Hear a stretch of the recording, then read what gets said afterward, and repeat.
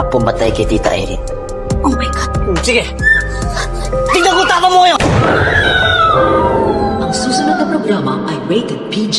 Ito ay nangangailangan ng patnubay at gabay ng magulang para sa mga batang manonood.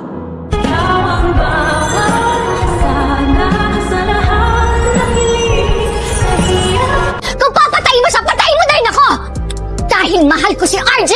Dahil sa pagkakabugbog ni Carlos sa kanyang anak na si Harry, ay na-confine ang binata sa ospital. Pero in fairness, hindi lang pala Eastridge at Apex ang ospital sa teleseryeng ito May extra budget si Direk at ang mga writers na kapagbayad ng ibang ospital.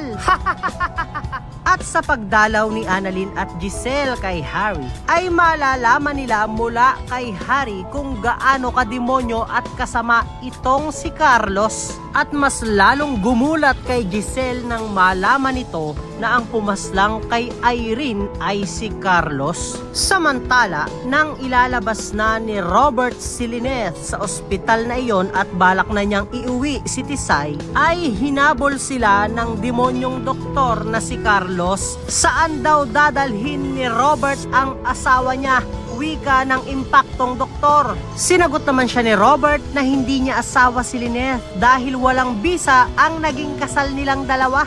At kahit na daw sino ay hindi siya gustong pakisamahan.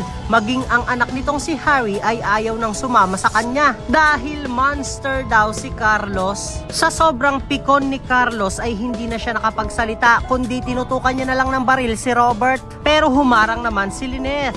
Kung papaslangin daw ni Carlos si Robert ay idamay na rin daw siya dahil mahal na mahal niya daw si Robert. Mas lalong napikon ang impaktong doktor at ipapakita niya daw kay Lynette at Robert kung gaano siya kademonyo. Kaya naman kung isa ka rin sa mga nagnanais na sana ay dumating na ang mga pulis na tinawag ni Harry bago sila pumunta ng ospital, ay huwag mo naman kalimutang mag-like, share, and subscribe, and please hit the notification bell. Salamat sa panonood. Paalam!